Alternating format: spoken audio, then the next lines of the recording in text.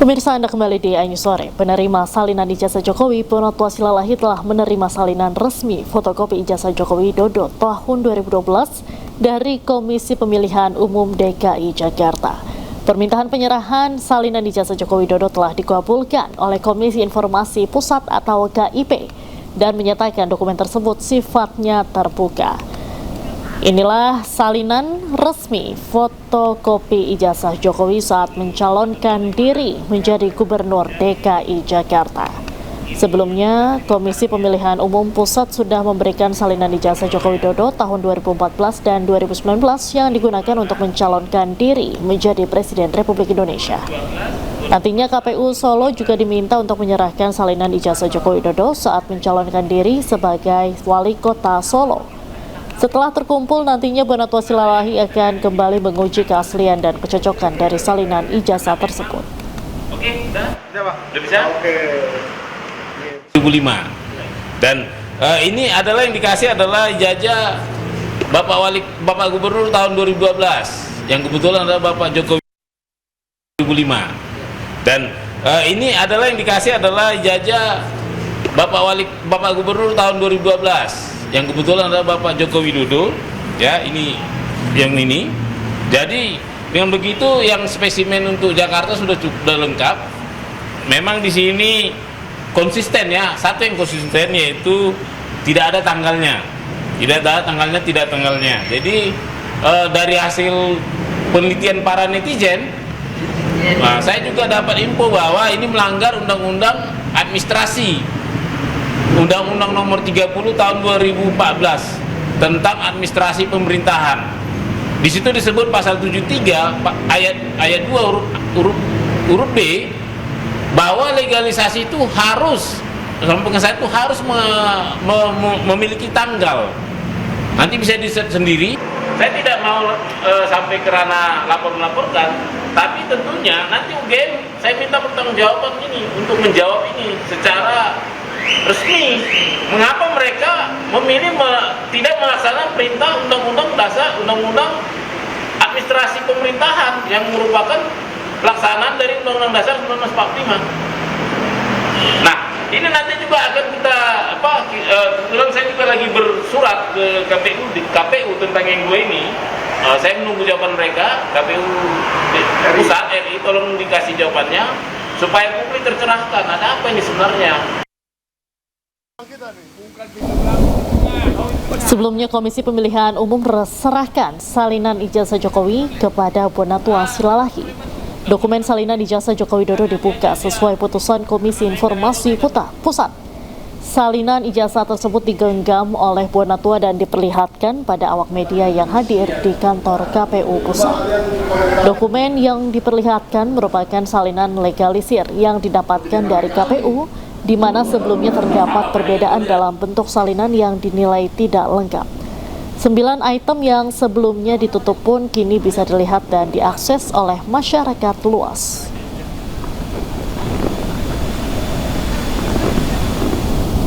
Pemirsa, Roy Suryo CS minta kasusnya dihentikan dan diterbitkan SP3. Permohonan itu disampaikan melalui surat yang telah dikirim ke Irwasum Mabes Polri, Komjen Pol Wahyu Widada. Roy Suryo, Rismon Syanipar, dan Dr. Tifa mengirimkan surat kepada Inspektur Pengawasan Umum Mabes Polri, Komjen Pol Wahyu Widada. Surat tersebut berisi permintaan penghentian penyidikan terhadap kasus fitnah ijazah palsu Jokowi. Permintaan ini dilayangkan menyusul diterbitkannya SP3 kepada 2 tersangka lainnya, yaitu Egy Sujana dan Damai Hari Lubis. Kubu Roy menilai jika 2 tersangka lain bisa dihentikan kasusnya, maka untuk Roy, Rismon, dan Tifa harusnya bisa diperlakukan sama.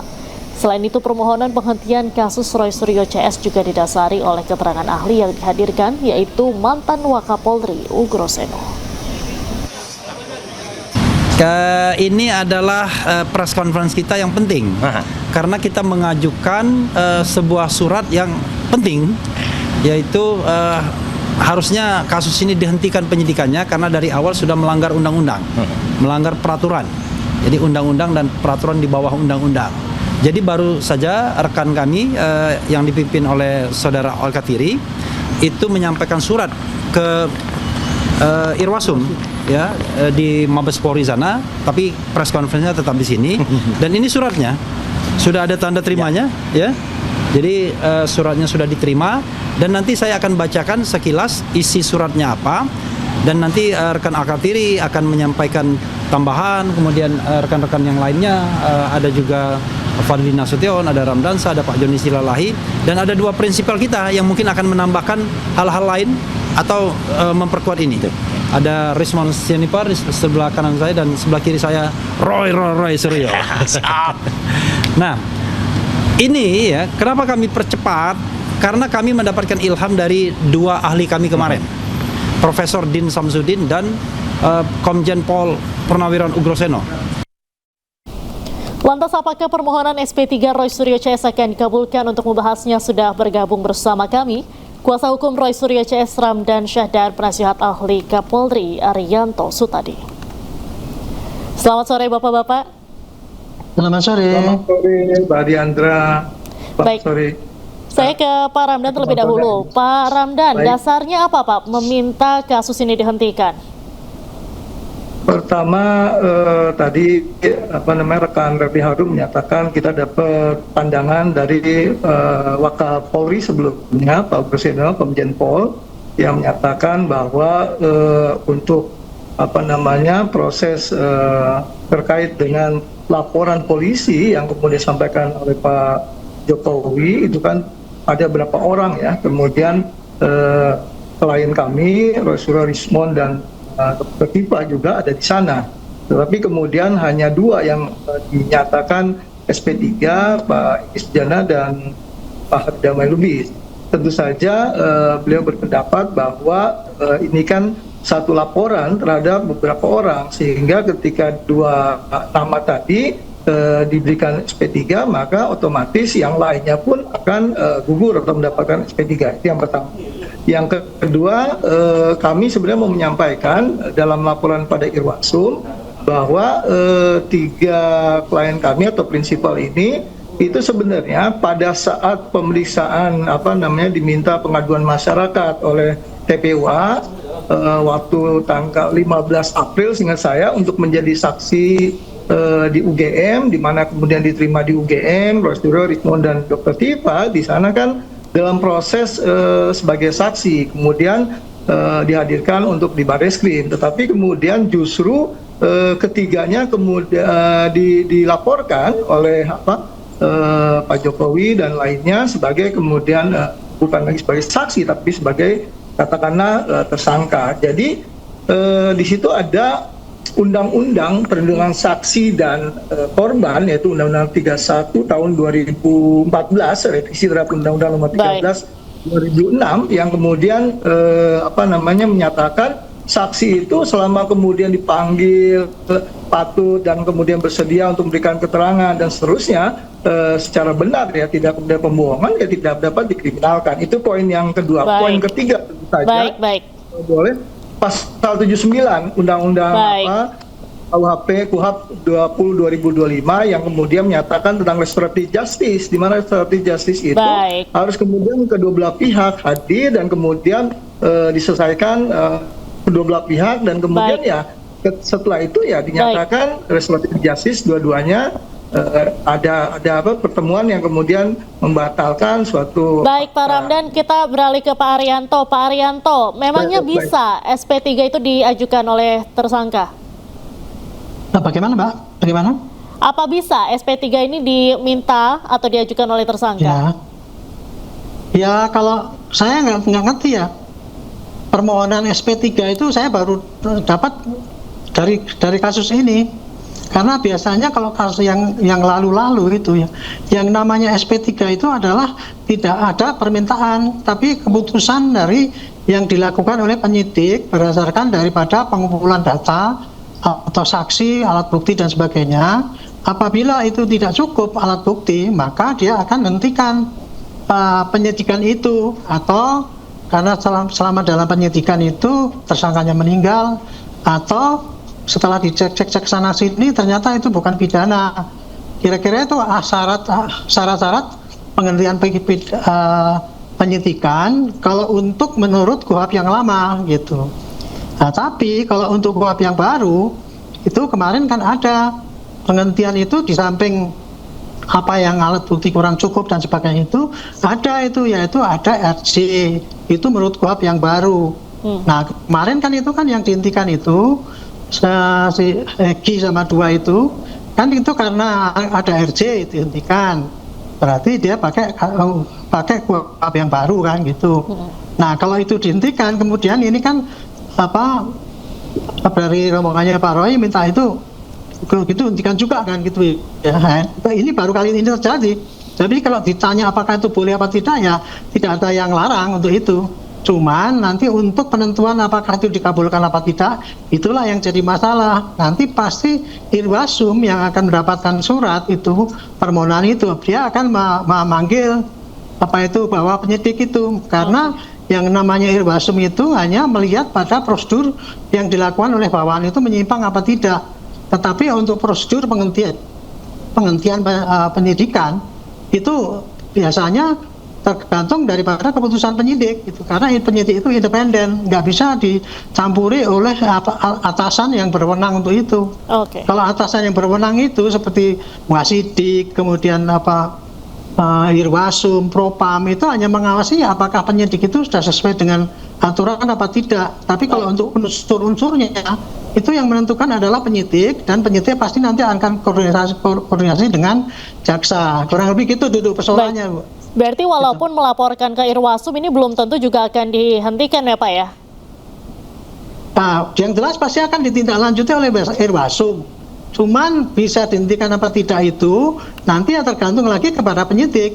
Kalau dia sampai terakhir tidak menemukan alat bukti yang kuat, ya pasti akan dihentikan. Baik. Tapi kalau dia masih menemukan, ya pasti akan dikirim ke jaksa. Baik. Kurang lebih gitu. Ya. Tanggapannya Pak Ramdan?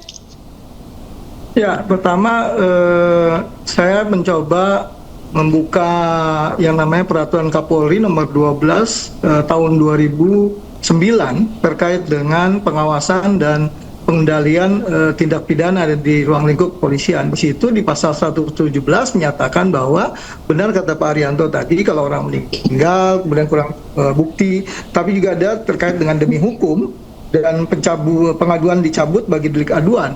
Nah, kami melihat bahwa ini kan dicabut dan kemudian pencabutannya hanya 2 orang saja, sementara prinsipal kami tidak kemudian dihentikan kasusnya. Nah, dalam asas terkait dengan pengendalian dan pengawasan pidana dalam ruang lingkup kepolisian menyebutkan bahwa ada prinsip legalitas, ada prinsip kemudian kesamaan.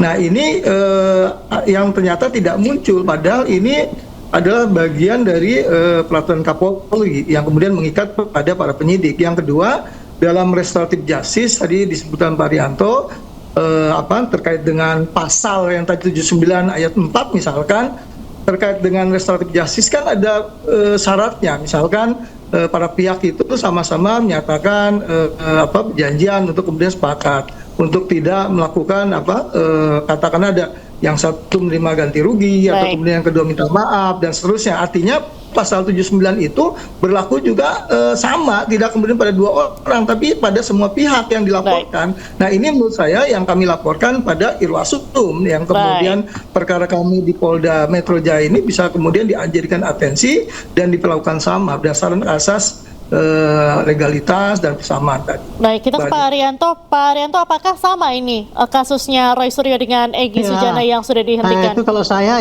beda penafsirannya ya.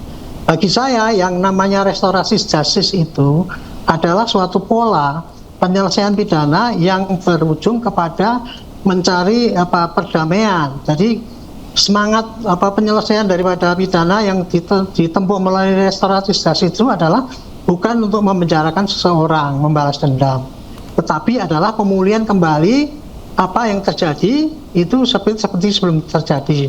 Nah, kalau kasusnya misalnya itu pencurian, maka restorasi justice-nya itu adalah ya barangnya dikembalikan, minta maaf. Kalau masalahnya ini kan pencemaran nama, ya itu antara 2 yang dicemarkan sama yang tidak dicemarkan itu berdamai gitu. Oke lah, saya anggap itu tidak dicemarkan. Kayak gitu itu yang namanya restorasi justice. Nah kemarin ini LP itu kan isinya ada 8. Itu bukannya sengketa antara kelompok 8 melawan kelompok 1 gitu. Tetapi masing-masing punya peran masing-masing, karena di dalam LP yang ditangani oleh Polda Metro itu ada 12 orang itu pasti nanti pasalnya yang dijatuhkan kepada masing-masing tidak sama. Ya, kepada yang 3 kelompok yang itu mungkin pasalnya lain-lain. Yang 5 itu saja pasti juga pasalnya lain-lain, nggak sama seragam. Apalagi kepada yang 3 itu. Jadi kalau yang namanya restorasi justice itu ya antara yang bersengketa itu. Dalam hal ini ya kemarin yang sudah adalah antara Pak Egy Sujana dengan Pak siapa itu satunya lagi itu dengan pihak Pak Jokowi. Itu jadi tidak bisa dianggap semua selesai. Ya, restorasi justice itu intinya begitu, diselesaikan oleh antara pelaku dan pelapor. Nah ini kan pelakunya ada 12 tapi tidak satu kan, masing-masing kasusnya harus masing-masing. Kurang lebih gitu Pak pemahaman saya. Baik, terima kasih Pak Arianto dan Pak Ramdan sudah bergabung di iNews sore hari ini. Salam sehat selalu Bapak-bapak. Ya, terima kasih. Pemirsa, sinkhole atau lubang raksasa di Desa Pondok Bali, Kecamatan Ketol, Aceh Tengah terus melebar. Pergerakan tanah terus terjadi, memperbesar ancaman bagi permukiman dan sumber penghidupan warga.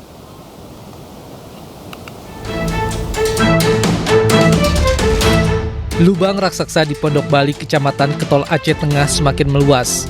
Sebelumnya, luas sinkhole diperkirakan mencapai 3.000 meter. Longsoran tebing terus tergerus hingga 5 meter setiap harinya. Kebun dan lahan pertanian warga perlahan hilang. Tanaman yang sebelumnya masih bisa diselamatkan, kini tak lagi dapat dijangkau karena masuk ke zona merah berbahaya. Menganalisa dulu pergerakan tanah itu, karena analisa saya kemarin, di situ masih turun Pak. Mungkin 2 bulan kemudian baru atau 3 bulan baru dapat hasil langkah apa, bentuk penanganan apa yang akan dilaksanakan di titik tersebut. Dan dipastikan segera akan kami laksanakan. Jadi kita menganalisa dulu struktur tanahnya, jangan nanti begitu kita turunkan alat berat, kita mengadakan bisa pemancangan semuanya, rupanya tanah masih bergerak. Kementerian Pekerjaan Umum masih melakukan kajian untuk menentukan metode penanganan yang paling tepat dan aman. Area terdampak terus dipantau petugas untuk mengantisipasi longsor susulan yang dapat terjadi sewaktu-waktu. Dari Kabupaten Aceh Tengah, Aceh, Yusradi, iNews melaporkan. Untuk mengetahui kondisi terkini di lokasi lubang raksasa di Aceh Tengah, sudah ada jurnalis iNews Yusradi di lokasi. Selamat sore Yusradi, seperti apa kondisi lubang raksasa di sana saat ini? Ya, sore Diandra. Saat ini saya sedang berada tepat di depan zona merah yang di sini batas akhir masyarakat boleh melintas. Artinya di sana di belakang zona merah ini terdapat lubang raksasa yang tiap hari terus menjalar. Informasi yang kita dapatkan, lubang raksasa itu sekarang sudah melebar mencapai 3.000 meter atau 3 hektar. Kemudian dalam perharinya itu terus terjadi longsoran-longsoran antara 1 sampai 5 meter. Dan getaran akibat longsoran itu sangat terasa dan mengeluarkan suara dentuman yang cukup kencang. Jadi masyarakat di sekitar sini sangat khawatir dengan kondisi tersebut, Diandra. Apa langkah yang dilakukan oleh pemerintah setempat di sana? Nah, oleh Kementerian Pekerjaan Umum sudah menurunkan tim untuk meneliti penyebab terjadinya longsor, dan itu melibatkan tim ahli geologi dari Universitas Syah Kuala. Mereka tadi saya lihat mereka melakukan pengecekan tanah untuk memastikan apakah di bawah tanah ini ada aliran air. Demikian, Diandra. Baik, sinkhole ini kan juga menggerus lahan warga. Apakah ada permukiman warga yang ikut terdampak atau seperti apa? Untuk sementara permukiman warga itu masih jauh, Diandra. Namun puluhan meter lahan warga yang di sini dominan petani cabai, jagung, itu sudah amblas kena ke dalam lubang tersebut, Diandra. Baik. Sejauh ini apakah sudah diketahui penyebab dari sinkhole tersebut dan mungkin bisa diperlihatkan kondisi terkini saat ini bagaimana, Yusradi, di belakang Anda? Baik. Untuk sementara tim dari PU dan Universitas Gadjah Mada masih melakukan penelitian. Namun Yandra, kita untuk sementara ini dilarang untuk melintas ke sana karena sampai beberapa waktu tadi saat saya berada di sini masih terjadi longsoran dan itu getarannya sangat terasa dan itu sangat diwaspadai untuk tidak mendekat ke sana. Jadi petugas di sini sudah standby yang tidak melintas dari zona merah ini diantar. Baik, jadi warga tidak diperbolehkan untuk melintas mendekati sinkhole tersebut, Yusradi? Iya, masyarakat hanya boleh melewati dari batas zona merah ini. Bisa saya perlihatkan di sini, Diandra. Ini adalah jalan lintas alternatif yang dibuat oleh pemerintah setempat karena jalan sebelumnya ini sudah terputus. Jadi akses masyarakat ke beberapa desa di Kecamatan Ketol itu akan melintas jalan alternatif ini, Diandra. Berapa meter kira-kira dari tempat Anda berada hingga ke sinkhole? Ini hanya berjarak beberapa meter saja. Mungkin diperkirakan hanya sekitar 8 atau 10 meter saja ini, Diandra. Dan ini setiap ada pergerakan tanah, itu sangat terasa getarannya di posisi saya berdiri ini, Diandra. Baik, terima kasih Yusradi melaporkan langsung dari Aceh Tengah. Selamat sore, selamat kembali bertugas. Pemirsa, kita beralih ke informasi lainnya. Intensitas curah hujan tinggi mengakibatkan ribuan rumah di Kabupaten Cirebon, Jawa Barat terendam banjir. Banjir datang saat warga tertidur membuat sebagian perabotan tak terselamatkan.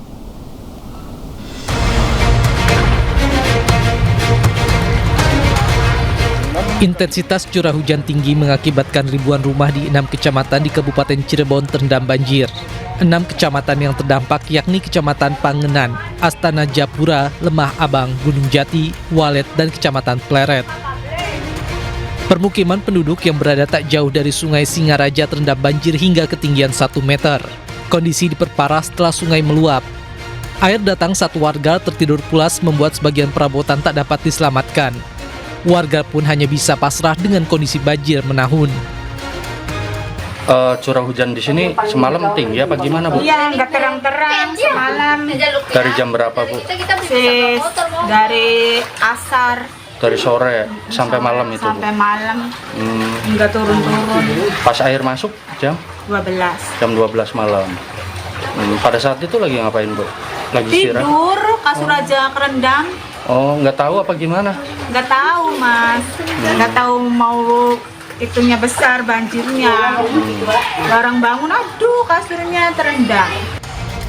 Hingga kini debit air di sejumlah sungai masih tinggi mendekati tanggul. Warga berharap adanya solusi dari pemerintah agar banjir tidak terus-menerus terjadi. Dari Cirebon, Jawa Barat, Toi Iskandar, iNews melaporkan. Pemirsa, fenomena tanah bergerak tak hanya terjadi di Tegal. Di kota Semarang, tepatnya di Kampung Sekip Jangli, Semarang semakin meluas. Akibatnya 3 rumah roboh dalam waktu sepekan, 15 lainnya terdampak dan ratusan jiwa terpaksa mengungsi.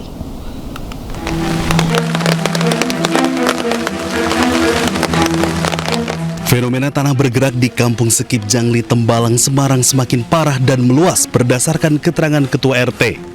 Ada 3 rumah warga yang hancur dan rata dengan tanah.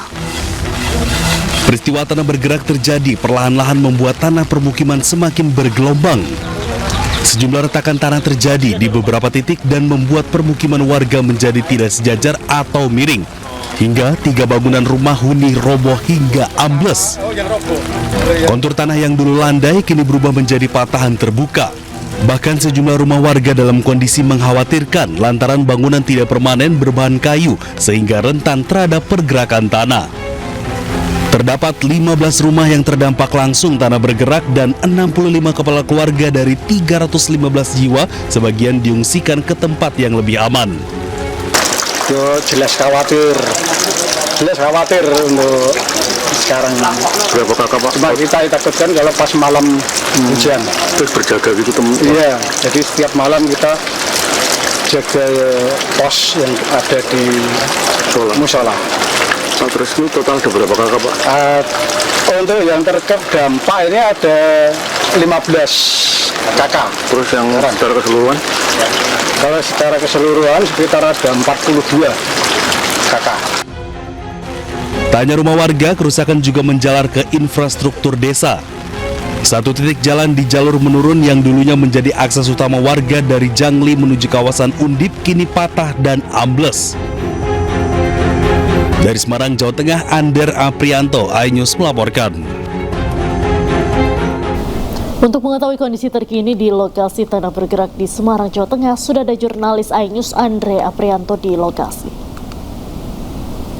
Selamat sore Andre, seperti apa kondisi tanah bergerak di zona saat ini? Selamat sore Diandra dan juga pemirsa. Saat ini saya sudah berada di titik terparah, yaitu di Kelurahan Jangli, tepatnya di Kampung Sekip, Kecamatan Tembalang, Semarang. Fenomena tanah bergerak ini sejak 3 hari terakhir belakangan semakin parah dan retakan-retakan yang tadinya hanya sekitar setengah meter kini sudah semakin melebar dan semakin meluas. Yang tadinya tidak ada titik retakan, di saat hujan turun retakan-retakan kembali muncul dan saat ini dilaporkan ada 3 rumah yang sudah ambruk ataupun terdampak tanah bergerak ini. Di belakang saya ini salah satu rumah yang sudah hancur dan tidak terlihat lagi bangunannya karena memang sudah terdampak oleh fenomena tanah bergerak di Kampung Sekip ini. Selain itu, jalan menuju atau penghubung antar kelurahan ataupun antar kecamatan yang menghubungkan antar kampus, yaitu Kecamatan Tembalang menuju ke Kecamatan Gunung Pati juga terputus. Jalan yang tadinya retak 50 cm ini atau di hari ini semakin melebar, retakannya menjadi 70 cm. Dapat kami gambarkan Diandra dan juga pemirsa, saat ini memang kondisi di jalan Kampung Sekip ini memang terlihat sepi karena memang sebagian besar warganya sudah ditempatkan di beberapa posko pengungsian yang sudah disiapkan oleh BPBD Kota Semarang. Ada 15 hingga 17 kakak yang sudah menempati posko pengungsian untuk menghindari resiko dari bencana tanah bergerak yang semakin hari ketika hujan turun semakin terjadi retakan yang semakin melebar. Di depan saya ini adalah salah satu titik terparah, jalan penghubung antar kecamatan terputus. Tadinya jika 3 hari yang lalu di jalan ini hanya putus sekitar 50 cm, namun saat ini sudah hampir 1,5 meter. Warga pun harus berhati-hati untuk melintasi jalan yang terputus karena memang tanah di lokasi ini masih cukup labil ketika hujan kembali melanda di kawasan ini. Tepat di sebelah kanan saya juga terdapat rumah yang sudah tidak terlihat lagi bangunannya karena memang di sepekan yang lalu bangunan ini masih berdiri kokoh. Namun 3 hari yang lalu bangunan milik warga ini sudah roboh ataupun ambles karena tanah di bawahnya sudah bergerak. Hampir setiap hujan tiba, Diandra, warga kerap mendengar ataupun merasakan pergeseran tanah, dan itu membuat warga semakin was-was karena memang hujan turun ketika malam hari. Seperti lokasi di sebelah kanan saya ini, retakan rumah juga semakin terlihat parah. Warga juga sudah mulai menempati beberapa tenda pengungsian yang sudah disiapkan, beberapa tenda terutama di depan atau 150 dari titik pengungsian. Baik. Baik. Baik, terima kasih Andre Aprianto melaporkan langsung dari Semarang, Jawa Tengah. Selamat sore, selamat kembali bertugas. Pemirsa, di Kabupaten Tegal, Jawa Tengah, bencana tanah bergerak kembali terjadi. Puluhan rumah warga di bantaran Sungai Gung rusak, 7 diantaranya rata dengan tanah.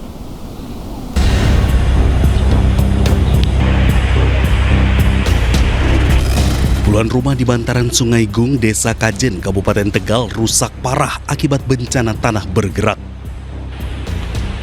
Curah hujan yang tinggi diduga mengakibatkan aliran Sungai Gung meluap dan membuat tebing ambles hingga 2 meter. 22 rumah warga rusak, 7 diantaranya rata dengan tanah dan sejumlah fasilitas umum nyaris ambruk. Kalau total semuanya 22. Ya. Mengungsi kemana, Pak? Ya, mengungsi sebelah rumah itu. Tangga ya? Iya, tetangga, saudara. Ya itu aja sendiri udah rusak begitu parah, Pak. Sudah nggak bisa ditempatkan? Nggak bisa dihuni lagi. Kalau yang di sebelah barat jalan gimana, Pak? Kalau sebelah barat jalan masih bisa dihuni. Cuman itu. retak-retak juga. Cuman retak-retak juga. Akibat tanah bergerak, warga terpaksa mengungsi di sanak saudara dan tetangga. Warga pun berharap Pemkab Tegal merelokasi rumah warga seperti bencana serupa di Kecamatan Jatinegara. Dari Tegal, Jawa Tengah, Unibar iNews melaporkan. Anda kembali di iNews Sore bersama saya Diendra Mukni. Pemirsa, akibat terlilit utang, seorang perempuan nekat melempar bom molotov ke toko emas di Makassar, Sulawesi Selatan. Ia juga hampir berhasil menggondok emas senilai 2 miliar rupiah.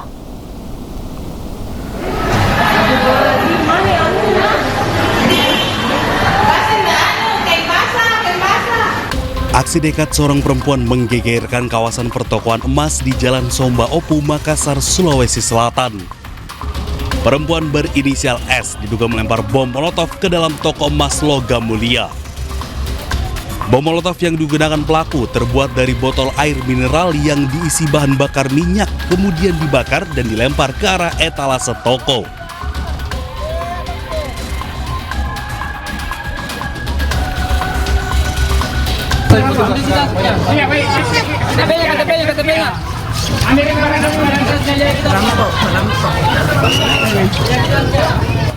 Beruntung warga dan pedagang di sekitar lokasi sigap mengamankan pelaku sebelum api membesar. Petugas kepolisian tiba di lokasi dan langsung mengamankan terduga pelaku. Tadi terlihat barang bukti cukup banyak, nilainya di atas 1 miliar, sudah sempat mau diambil begitu dan akhirnya bisa kita amankan untuk pelaku. Nah ini pelaku perempuan, inisialnya S, dan dia memang setelah kita dalam ini terjerat hutang. Barang bukti berupa sisa botol molotov dan cairan mudah terbakar telah diamankan. Sementara perhiasan emas yang sempat diambil langsung dikembalikan kepada toko emas. Dari Makassar, Leo Muhammad Nur, iNews melaporkan. Untuk mengetahui informasi selengkapnya mengenai pelemparan bom molotov ke toko emas di Makassar, Sulawesi Selatan, sudah ada jurnalis iNews Leo Muhammad Nur di lokasi. Selamat sore Leo, seperti apa kondisi di toko emas pasca pelemparan bom molotov? Mungkin bisa diperlihatkan kepada pemirsa dari dekat seperti apa? Ya, selamat sore. Saat ini saya berada di depan toko emas, di mana pada Kamis kemarin terjadi upaya perampokan dengan modus molotov yang dilakukan oleh ibu-ibu. Dan saat ini sekitar 5 menit yang lalu, toko emas tersebut sempat ditutup setelah sebelumnya pada siang hari tadi, mulai dari pagi sampai sore tadi dibuka kembali, dan baru-baru sekitar 5 menit yang lalu situasi pemilik toko baru saja menutup. Dan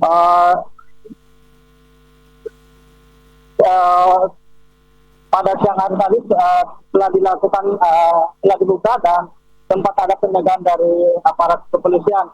Dan untuk kejadian ini sendiri, pihak kepolisian mengatakan bahwa ini upaya perampokan yang dimana ibu-ibu tersebut terlilit hutang, dan perempuan tersebut sengaja membawa bahan bakar dari botol yang disimpan dalam botol selanjutnya dilemparkan kepada etalase telah mengumpulkan emas, dan di mana setelah perhitungan dari Polrestabes sendiri senilai 2 miliar. Dan untuk saat ini baru saja ditutup oleh pemilik toko, dan situasi di kawasan pertukaran emas sendiri di Jalan maupun Makassar sudah berlangsung,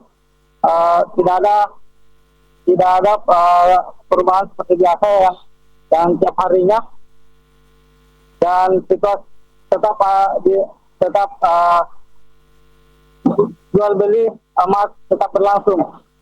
Dan selain itu untuk toko logam mulia sendiri saat ini sudah kembali buka, sudah kembali ditutup oleh pemilik sendiri, dan pada siang hari telah terjadi transaksi jual beli. Ya, enggak. Baik. Leo, untuk total emas tadi disampaikan diambil sebesar 2 miliar rupiah. Ini totalnya berapa gram kira-kira? Ya, pada siang hari kemarin, pada siang kemarin setelah kejadian, para penelitian dari Polrestabes sendiri menyampaikan bahwa senilai 1 miliar. Namun setelah perhitungan kembali pada saat kami wawancara ulang pada kami sore, ternyata senilai 2 miliar rupiah, di mana perempuan ini setelah hasil interogasi ini karena terlilit utang. Jadi sengaja dia membawa botol yang diisi oleh bahan bakar agar menimbulkan kepanikan saat terjadi kebakaran. Baik, terima kasih Leo Muhammad Nur melaporkan langsung dari Makassar, Sulawesi Selatan. Terima kasih, selamat sore, selamat kembali bertugas. Dan pemirsa, untuk mengetahui apa motif pelaku nekat melempar bom molotov ke toko emas, kami sudah terhubung dengan Kapolrestabes Makassar, Kombes Pol Arya Perdana. Selamat sore, Bapak. Ya, selamat sore. Ya. Baik, Pak Arya, boleh disampaikan bagaimana update perkembangan kasus pelemparan bom molotov ke toko emas ini? Ya, pertama saya ingin menyampaikan bahwa yang dilakukan oleh pelaku ini bukan bentuk bom molotov seperti biasa. Dia hanya botol air mineral yang diisi oleh minyak, kemudian dituangkan di toko dan dilakukan pembakaran di sana. Yang kedua, update-nya adalah pelaku saat ini masih dalam pemeriksaan dan sudah kami tahan ditetapkan sebagai seorang tersangka, dan saat ini juga masih menjalani pemeriksaan secara intensif kepada si pelaku untuk mendalami lagi tindakan-tindakan yang mungkin sebelumnya pernah dilakukan. Baik, motif pelaku, alasan ia nekat melakukan pelemparan apa, Bapak? Ya, jadi pelaku ini dia terlilit hutang, ya. Jadi kalau disampaikan dia terlilit hutang yang cukup banyak, sehingga melakukan jalan pintas untuk melakukan pencurian di toko emas dengan harapan nanti emasnya kalau dijual bisa melunasi hutang. Nah, ini masih dalami hutangnya kepada siapa, dalam bentuk apa, begitu ya.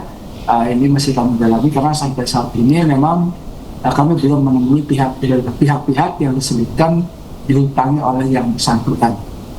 Untuk total kerugian dari toko yang dicuri sendiri, ini bisa dikonfirmasi ada berapa, Pak?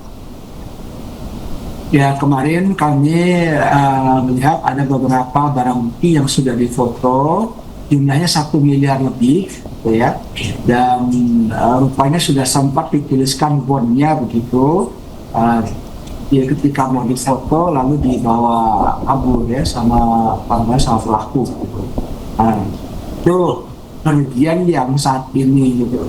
Waktu itu akan dialami oleh si korban itu 1 miliar lebih. Ini masih kami hitung pastinya bersama-sama dengan korban.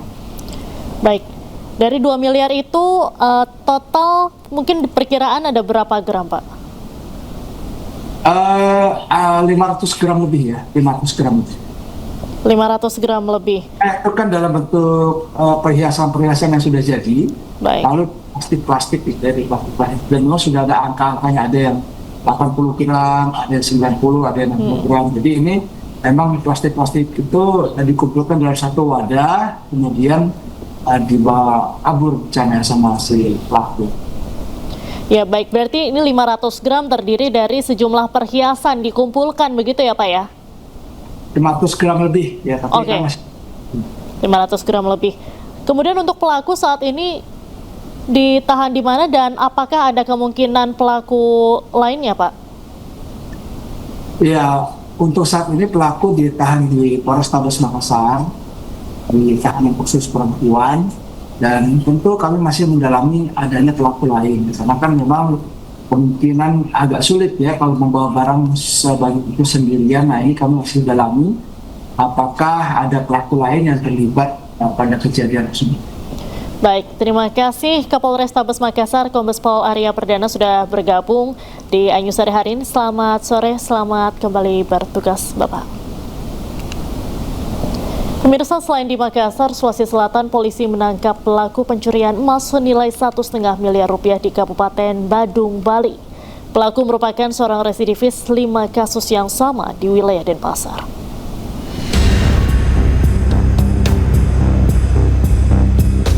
Lima kali berurusan dengan hukum dalam kasus pencurian tidak membuat jera pelaku berusia 45 tahun ini.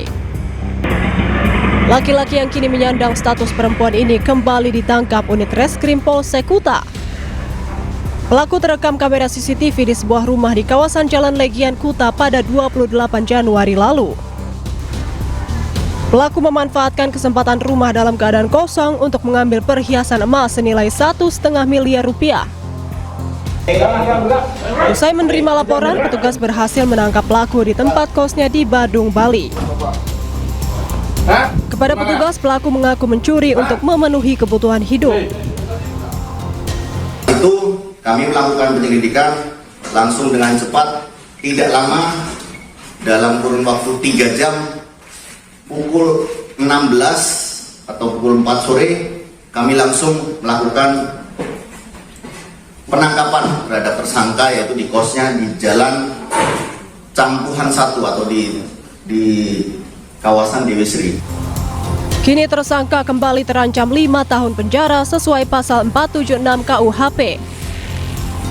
Barang bukti emas dan pakaian yang digunakan tersangka turut diamankan petugas. Dari Badung, Bali, Indira Ari, iNews melaporkan.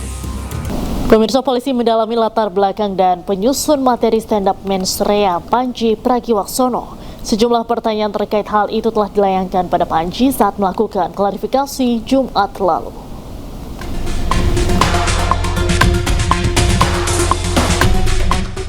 Polda Metro Jaya mendalami latar belakang dan penyusun materi stand-up mensrea yang dibawakan oleh komika Panji Pragiwaksono. Penyidik telah memberikan 63 pertanyaan pada Panji dalam undangan klarifikasi pada hari Jumat yang lalu. Beberapa hal didalami oleh penyidik, diantaranya soal latar belakang, tujuan, dan penyusun materi stand-up mensrea. Saudara PP sudah dilaksanakan pemeriksaan dengan 63 pertanyaan. Ini pemeriksaan penyidik mendalami materi terkait latar belakang, siapa yang menyusun materi, serta tujuan penyampaian di acara mensrea. Ada 27 orang yang sudah dimintai keterangan, termasuk pelapor, saksi-saksi. Ini akan berkembang kepada nanti akan permintaan keterangan klarifikasi dari ahli. Sebelumnya, Panji Pragiwaksono telah memberikan klarifikasi kepada Polda Metro Jaya terkait konten mensrea pada 6 Februari yang lalu.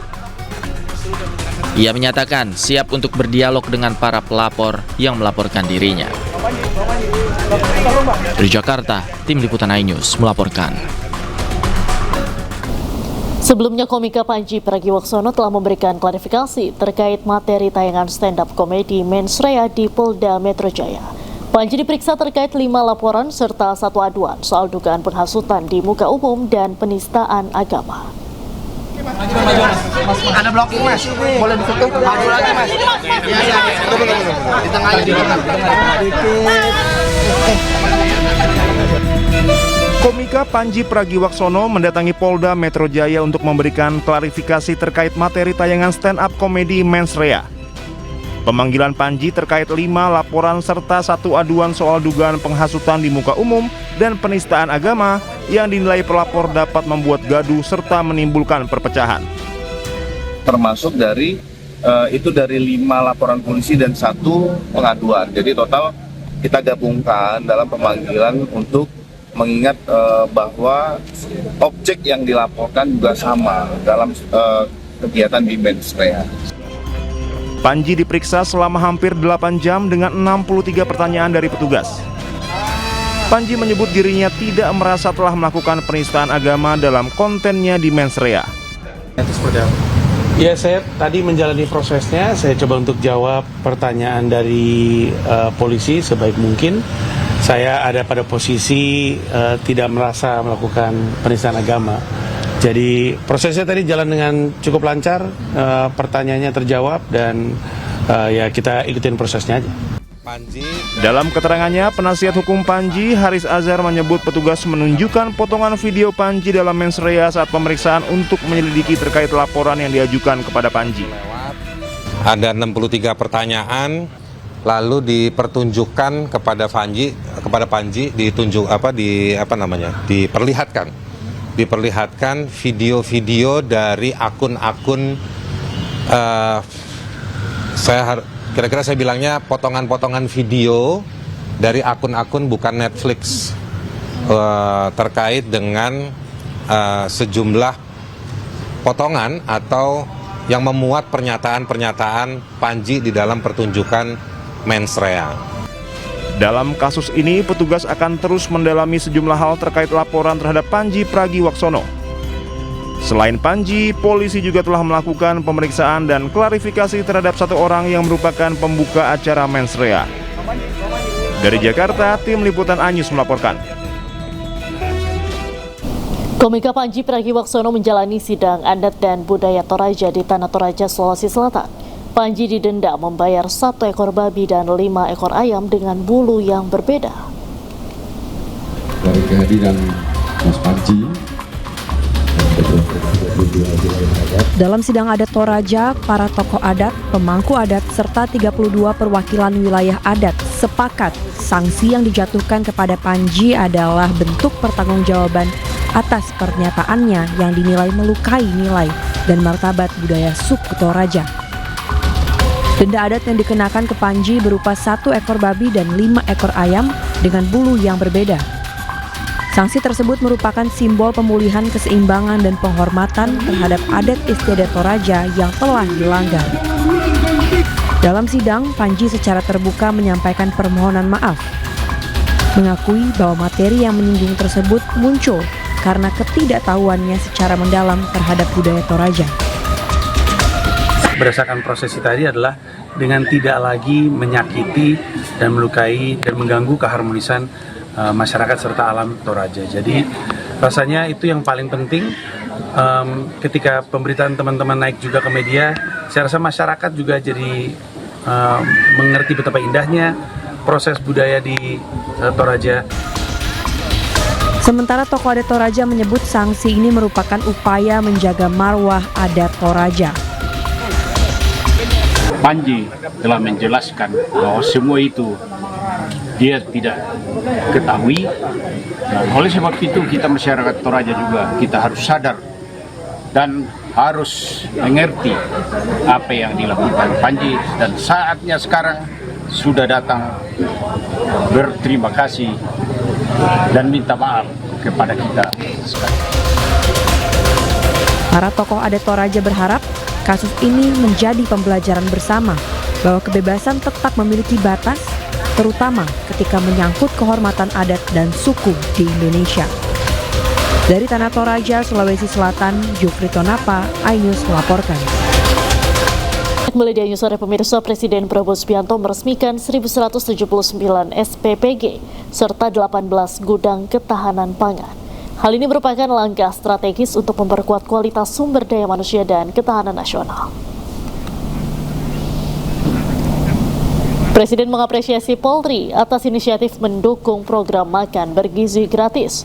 Saat ini program MBG telah menjangkau lebih dari 60 juta penerima manfaat dengan dukungan lebih dari 22.000 dapur SPPG yang tersebar di 38 provinsi. Melalui peresmian ribuan dapur SPPG dan gudang ketahanan pangan ini, pemerintah berharap program makan bergizi dapat berjalan serta memperkuat ketahanan pangan. Biji Bapak, mohon izin. Presiden Republik Indonesia Prabowo Subianto menganugerahkan tanda kehormatan Bintang Jasa kepada Wakapolri, Kepala Badan Gizi Nasional dan sejumlah pejabat negara lainnya. Penganugerahan dilakukan dalam peresmian 1179 SPPG dan 18 gudang ketahanan pangan Polri.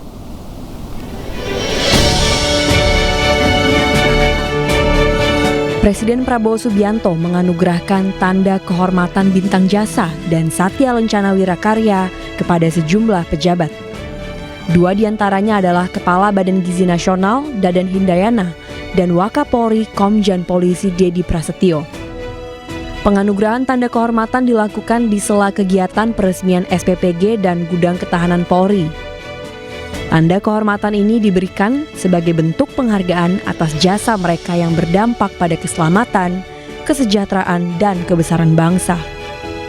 Kepala Badan Gizi Nasional Dadan Hindayana menerima bintang jasa utama, sedangkan Wakapolri Komjen Pol Dedi Prasetyo dianugerahi bintang jasa pratama.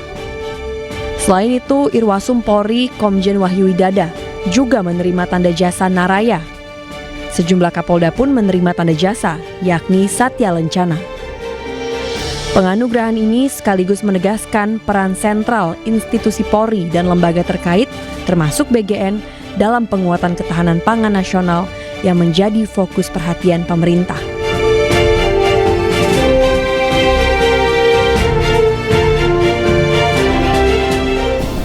Presiden Prabowo Subianto menghadiri peresmian SPPG dan gudang ketahanan pangan yang berlangsung di SPPG Polri di Palmerah, Jakarta Barat. Ada momen menarik dalam kesempatan itu, Prabowo mencicipi langsung menu makan bergizi gratis.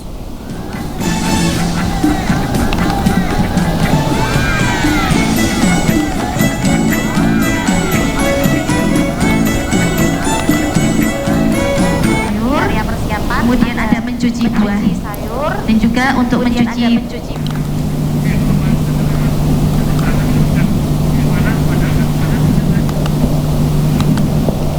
Kedatangan Prabowo disambut langsung oleh Kapolri Jenderal Listio Sigit Prabowo dan langsung berkeliling meninjau berbagai teknologi yang dipakai di dapur MBG Polri. Prabowo juga masuk ke dalam SPPG Palmerah dan menyaksikan para pekerja mengolah bahan jadi menu MBG. Dalam kesempatan ini, Prabowo juga mencicipi langsung salah satu makanan yang disiapkan dalam menu MBG hari ini dan memastikan MBG yang didistribusikan ke siswa terhindar dari zat berbahaya. Selain itu, di SPPG Palmerah ada area dibuat khusus untuk membudidayakan berbagai pangan, seperti ikan hingga sayuran yang bisa jadi bahan baku MBG. Makan bergizi gratis adalah sangat-sangat diperlukan oleh mayoritas rakyat. Waktu saya melancarkan program ini, saya diejek, saya dijelek-jelekin, saya dituduh macam-macam. Saya juga tidak mengerti. Bahkan yang banyak mengejek adalah orang-orang yang terdidik. Anda masih di Ayu Sore pemirsa. Aksi perampokan di Kayseri, Turki terekam CCTV. Pelaku membobol toko perhiasan menggunakan forklift curian lalu kabur dengan menaiki seekor keledai.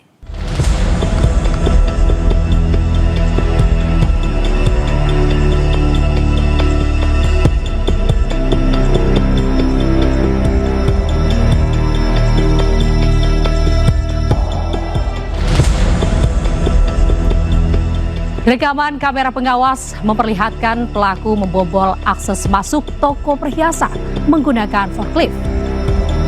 Setelah berhasil masuk, pelaku mengambil sejumlah emas kemudian melarikan diri dengan cara yang tak biasa, yaitu menunggangi keledai. Polisi selanjutnya menelusuri jalur pelarian melalui CCTV dan akhirnya berhasil mengidentifikasi pelaku. Kepolisian setempat kemudian menangkap pelaku. Seluruh perhiasan yang dicuri pun telah dikembalikan ke pemilik toko.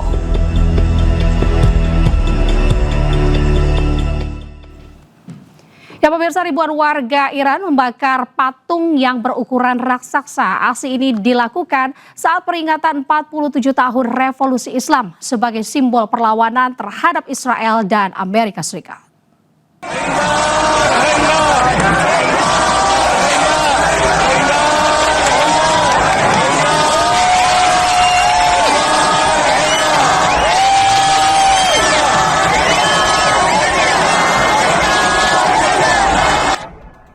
Dalam video yang beredar di media sosial, massa terlihat membakar patung raksasa di Azadi Square, Teheran, Iran pada peringatan Revolusi Islam 1979. Massa membakar sambil meneriakkan slogan anti-Israel dan anti-Amerika Serikat. Tak hanya itu, sejumlah demonstran juga terlihat menginjak dan membakar bendera Israel dan Amerika Serikat.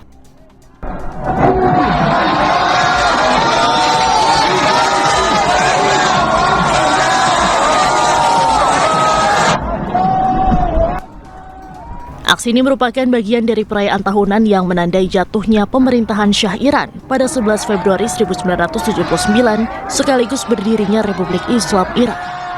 Peringatan revolusi kerap diwarnai demonstrasi dan pernyataan sikap terhadap kebijakan Amerika Serikat serta Israel. Menanggapi hal tersebut, Perdana Menteri Israel Netanyahu menyatakan kini rakyat Iran tahu dengan siapa mereka berurusan. Iran הנשיא חושב שהאיראנים כבר למדו אם יש להם עסק, הוא חושב שהתנאים שהוא יוצר בשילוב העובדה שהם בוודאי מבינים שהם טעו בפעם הקודמת שהם לא עשו הסכם, שיכול להיות שיווצרו התנאים להשגת הסכם טוב. רוצה לשמוע את דעתי. Sebelumnya, aksi pembakaran patung raksasa dilakukan saat peringatan 47 tahun Revolusi Islam sebagai simbol perlawanan terhadap Israel dan Amerika Serikat. Pemirsa, kunjungan Perdana Menteri Israel Benjamin Netanyahu ke Amerika Serikat menimbulkan sejumlah aksi dari berbagai kelompok. Bahkan salah satunya kelompok Yahudi yang menyatakan bahwa Israel tidak mewakili suara mereka.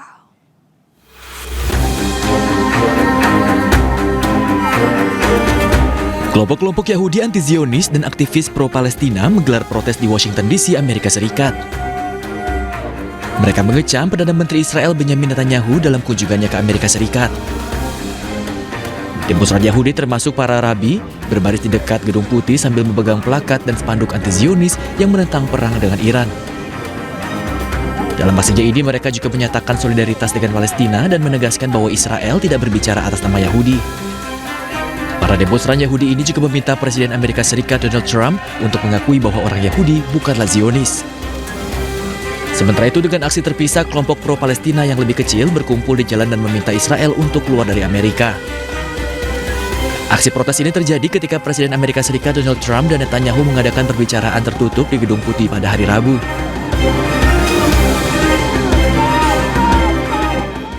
Bentrokan terjadi antara polisi dan demonstran di Buenos Aires. Para demonstran memprotes undang-undang yang dinilai tidak berpihak pada pekerja.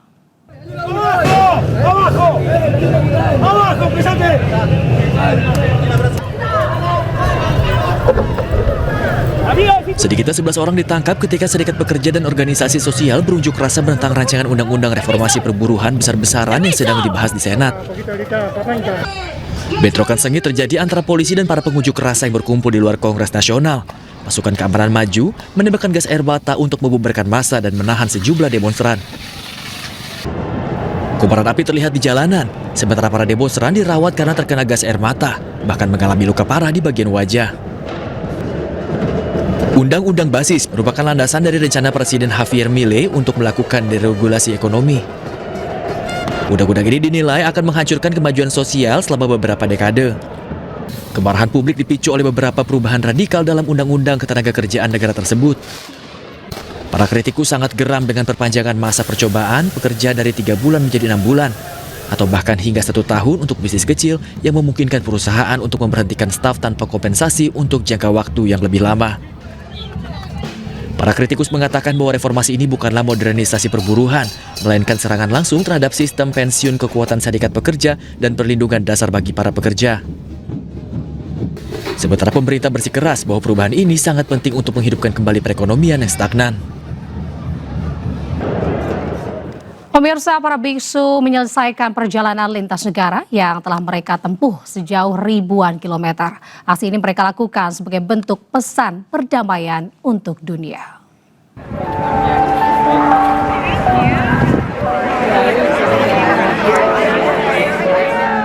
Para biksu Buddha menyelesaikan perjalanan untuk perdamaian sejauh 3.701 km di Washington DC, Amerika Serikat. Hal ini menarik masyarakat dari seluruh Amerika Serikat berkumpul untuk menyambut mereka di Katedral Nasional. Usai melakukan perjalanan dari Texas selama lebih dari 108 hari, para biksu jalan berbaris membawa bunga dari masyarakat yang hadir sebagai bentuk dukungan. Sementara sejumlah pengunjung lainnya yang hadir berdoa saat para biksu melintas. Perjalanan ziarah lintas negara ini mereka lakukan sebagai aksi damai untuk menyoroti pesan perdamaian, kasih sayang, dan kesadaran diri. Pemirsa, komunitas Aborigin Australia melakukan upacara penyembuhan dengan asap di Sydney. Hal ini mereka lakukan usai bentrokan yang terjadi dengan polisi dalam aksi penolakan kunjungan Presiden Israel.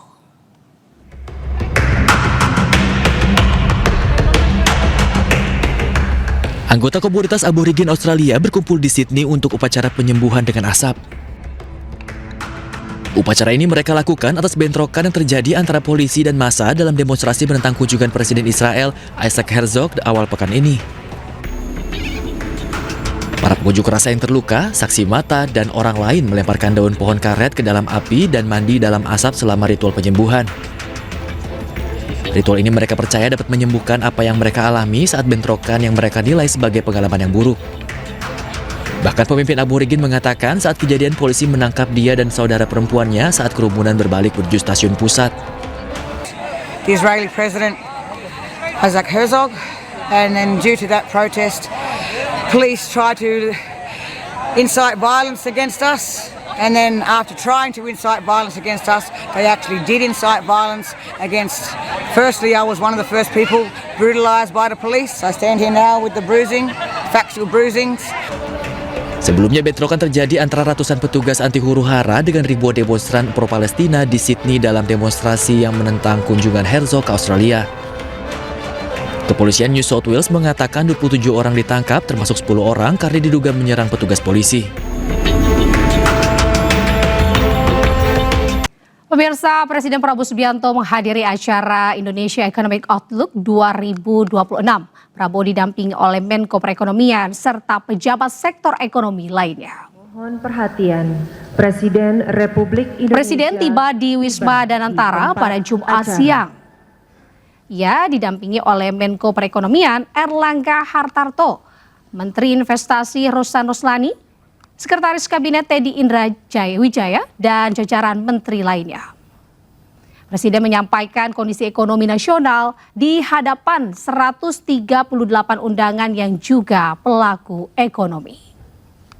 Mereka terdiri dari Asosiasi Pengusaha Pelaku Ekonomi Nasional, perwakilan internasional, dan pemangku kepentingan lainnya.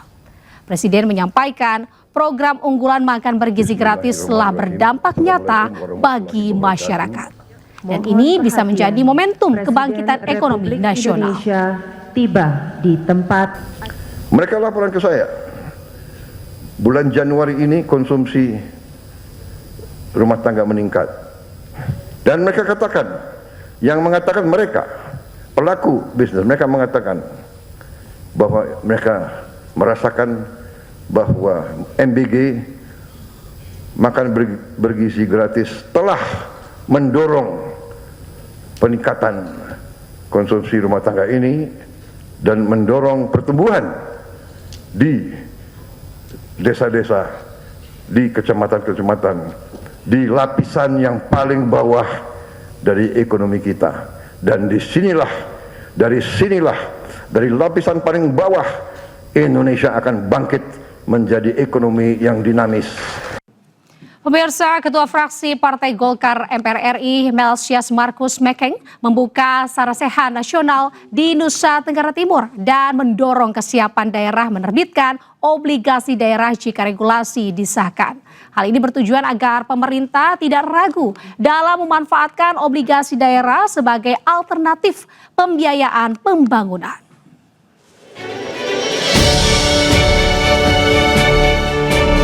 Ketua Fraksi Partai Golkar MPR RI Melkias Markus Mekeng mendorong pemerintah daerah agar tidak ragu dalam memanfaatkan obligasi daerah sebagai alternatif pembiayaan pembangunan. Menurutnya, daerah-daerah di Indonesia termasuk Nusa Tenggara Timur memiliki peluang yang sama untuk menerbitkan obligasi sepanjang memenuhi persyaratan yang ditetapkan. Meski optimistis, politisi Partai Golkar menegaskan tidak semua daerah otomatis menerbitkan obligasi. Pentingnya kesiapan sumber daya manusia dan kelembagaan, khususnya di bidang pengelolaan keuangan daerah. Pemerintah daerah harus memiliki biro atau unit khusus yang menangani keuangan dengan personel yang profesional dan kompeten. Saya berharap ini langkah awal yang kami siapkan, dan saya berharap juga NTT bisa menjadi salah satu provinsi yang bisa menerbitkan obligasi. Amin. Namanya nanti Pak Gubernur yang akan sampaikan program-programnya segala macam, dan ini merupakan salah satu alternatif pembiayaan yang harus disiapkan, tapi tentunya pemerintah daerah harus mempersiapkan dengan baik biro tentang keuangan yang akan melihat kebutuhan anggaran dan tertib daripada keuangan. Selain itu, Ketua Fraksi Partai Golkar MPR RI Melkias Markus Mekeng juga mengingatkan pemerintah daerah tidak memberikan jaminan langsung APBD terhadap obligasi yang diterbitkan. Sebab hal itu berpotensi mengganggu program pembangunan lain jika terjadi gagal bayar. Dari Sika, Nusa Tenggara Timur, Joni Nura, iNews melaporkan.